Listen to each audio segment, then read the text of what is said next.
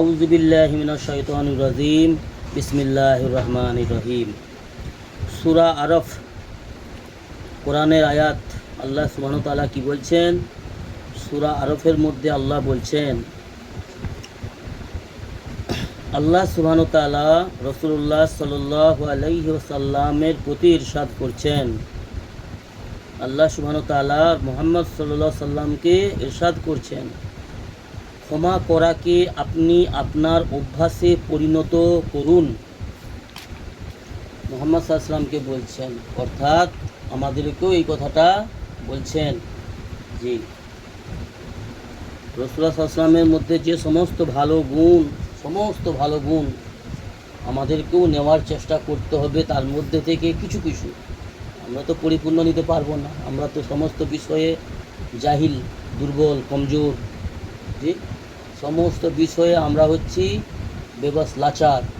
অর্থাৎ চেষ্টা করা যে সমস্ত ভালো গুণ যেগুলো আমার আল্লাহ তাআলা পছন্দ করেন, যেগুলো আমার আল্লাহ মুহাম্মদ রাসূলুল্লাহ সাল্লাল্লাহু আলাইহি ওয়াসাল্লামকে দিয়েছিলেন এবং মুহাম্মদ সাল্লাল্লাহু আলাইহি ওয়াসাল্লামের কাছ থেকে সাহাবা একরামরা অত্যাধিক নিয়েছেন। তো তাদের মধ্যে থেকে কিছু কিছু, সেই সমস্ত ভালো গুণের মধ্যে থেকে কিছু কিছু আমাদেরকেও নেওয়ার চেষ্টা করা। চেষ্টা যদি করি, কামিয়াব করার মালিক আল্লাহ, আমাদেরকে অবশ্যই দেবেন। তো আল্লাহ তাআলা কি বলছেন? ইয়া রাসূলুল্লাহ সাল্লাল্লাহু আলাইহি ওয়াসাল্লাম, মুহাম্মদ সাল্লাল্লাহু আলাইহি ওয়াসাল্লামকে উদ্দেশ্য করে বলছেন, ক্ষমা করাকে আপনি আপনার অভ্যাসে পরিণত করুন এবং নেক কাজের হুকুম করিতে থাকুন। তোমার প্রতিবেশীদেরকে, তোমার আপনজনকে, তোমার বন্ধু বান্ধব, আত্মীয় স্বজনদেরকে নেক কাজের হুকুম করিতে থাকুন। আর যাহারা নেক কাজের হুকুম করার পরও অজ্ঞতার কারণে না মানে, এমন অজ্ঞদের হইতে বিরত থাকুন। কি বলছে?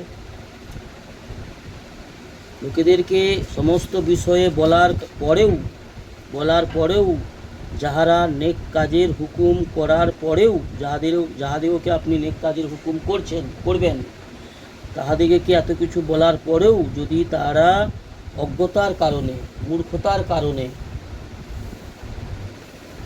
না মানে,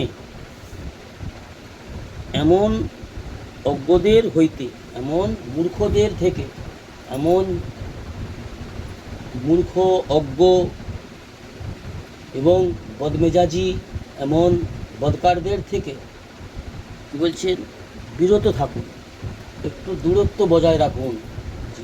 আর আমাদের সমাজে বেশিরভাগ মানুষ, অনেককেই দেখা যায়, বেশিরভাগ 90% মুসলমানদেরকে দেখা যায়, যারা বেদিন, অজ্ঞ, যারা নাফরমান, তাদের সঙ্গে ঘুলে মিলে থাকে।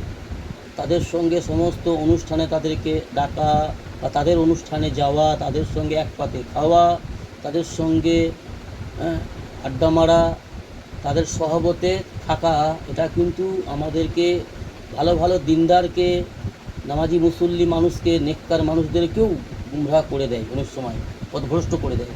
কেন? বেদিনীর একটা আসরাত থাকে, নফসের একটা আসরাত থাকে। নফস সবসময় মন্দ কাজ করাতে পছন্দ করেন, আর নফস সবসময় মন্দ কাজ করাতে আগ্রহী। আর আমরা মানব জাতি, আমাদের মধ্যে যেহেতু অনেক রকম দুর্বলতা, বিভিন্ন প্রকারের দুর্বলতা, আর আমরা কী করি? অন্যায়কেই, মন্দ কাজকেই বেশি অতি জলদি, অতি শীঘ্রই আমরা অ্যাকসেপ্ট করে নিই, গ্রহণ করে নিই। সেহেতু এই সমস্ত বদমেজাজি, বদকার, অজ্ঞদের হইতে, মূর্খদের থেকে নিজেদেরকে একটু বিরত থাকতে বলছেন আল্লাহ সুবহানাহু ওয়া তাআলা। কিন্তু তাদের থেকে সম্পর্ক কেটে ফেলতে মানা করেছে।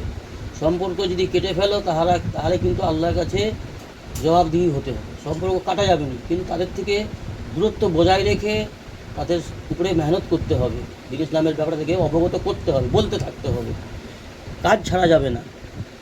অর্থাৎ তাহাদের সহিত জড়িত হওয়ার প্রয়োজন নাই, তাহাদের সহিত অতিরিক্ত জড়িয়ে যাওয়া, ওই আমাদের সমাজে যেটা হয় বললাম না, তাদের সঙ্গে জড়িয়ে যায়।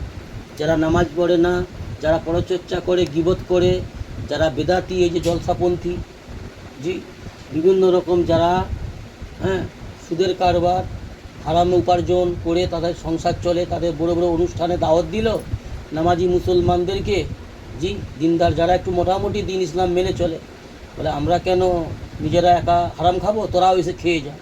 জি নামাজি মুসল্লি হাজি মৌলানা লোককেও দাওয়াত দিল, তার আত্মীয় স্বজনদের মধ্যে তো অনেকে তো হাফেজ মৌলানা থাকে, তাদের ঘরে পর্দাশীল নারীরা থাকে আত্মীয়দের মধ্যে, তাদেরকেও দাওয়াত দিল।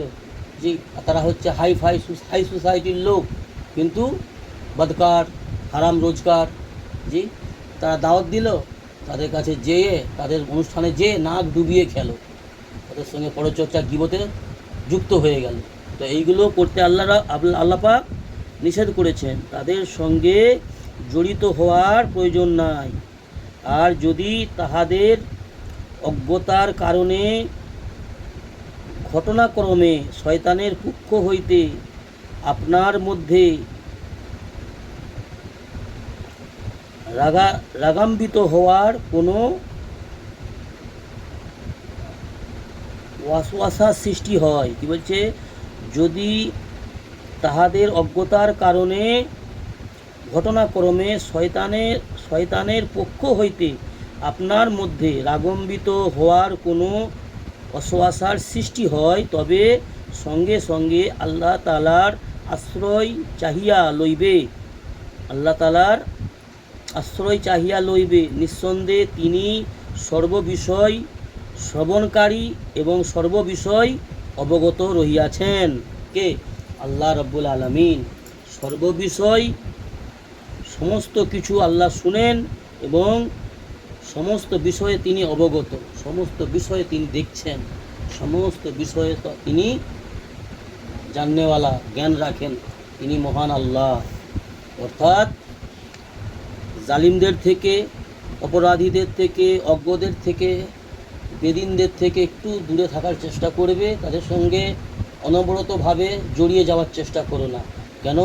তাদের বদ আজরাত, তাদের বেদিনী, তাদের বেপর্দা, তাদের বদ আখলাক, এইগুলো তোমার মধ্যে আসর করতে পারে, তোমাকে গ্রাস করতে পারে। সেহেতু একটু সতর্ক থাকবেন, সাবধান থাকবেন। আর যদি কোনো এরকম একটা পরিস্থিতি তৈরি হয়, তো আল্লাহ তাআলার কাছে আশ্রয় প্রার্থনা করো, আশ্রয় কামনা করো, অর্থাৎ আল্লাহর কাছে বাঁচার জন্য ওদের বদ আজরাত থেকে আল্লাহর কাছে সাহায্য প্রার্থনা করো। বুঝে এলো? কত সুন্দরভাবে আমাদেরকে আল্লাহ সুবহানাহু ওয়া তাআলা কোরআনের মধ্যে বুঝালেন। এবারে বুঝনেওয়ালা হতে হবে, একটু চিন্তা ভাবনা করে মনোযোগ সহকারে শুনে সেটাকে চিন্তা ভাবনা করা এবং বুঝার চেষ্টা করা। যে বুঝার চেষ্টা করবে দিন ইসলামের কথাকে, কোরআন হাদিসের কথাকে, আল্লাহ তাকে অবশ্যই বুঝার তৌফিক দেবেন। যদি আমরা চিন্তাই না করি, এই সমস্ত যদি জানতেই না চাই, জি আমাদের সংসারে, আমাদের অন্তরে যদি আনতেই না চাই, তাহলে আমরা কিন্তু অজ্ঞ রয়ে যাব এবং বিপদগ্রস্ত হয়ে যাব। আল্লাহ আমাদের হেফাজত করুন সমস্ত রকমের খারাপি থেকে, সমস্ত রকমের গুমরাহির পথ থেকে, অজ্ঞতা পথ থেকে, সমস্ত রকমের নাকামির পথ থেকে আল্লাহ আমাদের হেফাজত করুন। আল্লাহুম্মা আমিন। সুবহানাল্লাহি ওয়া বিহামদিহি।